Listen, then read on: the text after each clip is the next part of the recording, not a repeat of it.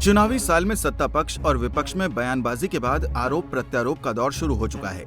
जहां एक तरफ विपक्ष जयराम सरकार की घोषणाओं को मात्र चुनावी स्टंट करार दे रही है, वहीं बीजेपी इसे आमजन को राहत देने वाली घोषणाएं बता रही है।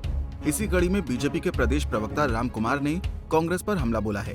राम कुमार ने नेता प्रतिपक्ष मुकेश अग्निहोत्री की चुनावी साल में रियायतें देने वाले बयान पर राम कुमार ने कहा कि ऐसा कांग्रेस के राज में होता था, जबकि प्रदेश सरकार तो आमजन के भले के लिए फैसले ले रही है। राम कुमार ने कहा कि जयराम सरकार के सत्ता में आते ही पहले दिन बुजुर्गों को दी जाने वाली पेंशन की आयु 80 साल से घटाकर 70 साल की गई थी, जबकि अब उसे 60 साल कर दिया गया है। उन्होंने कहा कि कांग्रेस अपने कार्यकाल में मजदूर की न्यूनतम दिहाड़ी 200 रुपए पर छोड़कर गई थी, लेकिन जयराम सरकार ने इन 4 सालों में 150 रुपए बढ़ाकर इसे 350 तक पहुंचाया है। राम कुमार ने कहा कि इस सरकार ने अपने कार्यकाल में आंगनवाड़ी वर्कर, आशा वर्कर समेत हर वर्ग को कुछ न कुछ देने की कोशिश की है। वहीं इस दौरान राम कुमार ने प्रदेश में बीजेपी की सरकार रिपीट होने का भी दावा किया।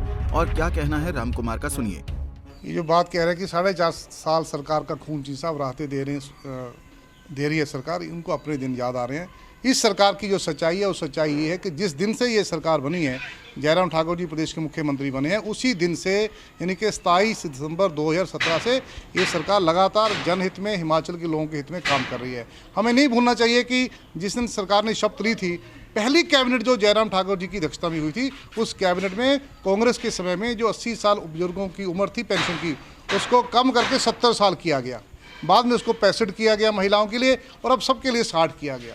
कांग्रेस सरकार को, मुकेश अग्निहोत्री को यह भी नहीं भूलना चाहिए कि धूमल जी के समय में जो बिजली का बिल किसान के लिए 50 पैसे पर यूनिट था, आपने आते उसको 1 रुपया किया। जैसे हमारी सरकार आई, हमने पहले 50 किया, बाद में उसको 30 रुपये पर यूनिट किया।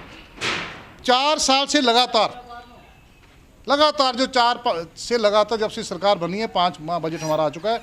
हर एक बजट में मजदूरों का मानदेय, मजदूरों की न्यूनतम मजदूरी हमारी सरकार ने बढ़ाई है।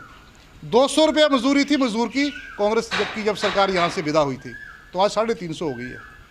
इस बजट में भी 50 रुपये बढ़ाई है, क्योंकि 100 रुपया तो इससे पहले बढ़ाया ना, 50 तो अब इस अप्रैल के मार्च के महीने में बढ़ाया।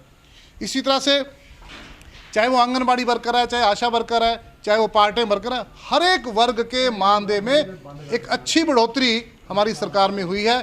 केवल और केवल ये नहीं है कि चुनाव तो अभी आने लगभग 9 महीने पड़े हैं। जिस दिन से सरकार बनी है उस दिन से काम चले हैं जनहित में, और जब तक ये सरकार 5 साल पूरे नहीं करते, जनहित में काम होते रहेंगे, और दोबारा से सरकार फिर आएगी, एजेंडा फिर शुरू हो जाएगा। चुनावी वर्ष है, क्या मानते हैं भाजपा रिपीट कर पाएगी? 100%। 5 राज्यों में चुनाव हुए जहां हमारी सरकारें थी, हमारी सरकारों ने रिपीट किया है, क्योंकि हमारा जो रिजल्ट कार्ड था, रिपोर्ट कार्ड था, लोगों को पसंद आया। पंजाब केसरी के लिए ऊना से अमित शर्मा की रिपोर्ट।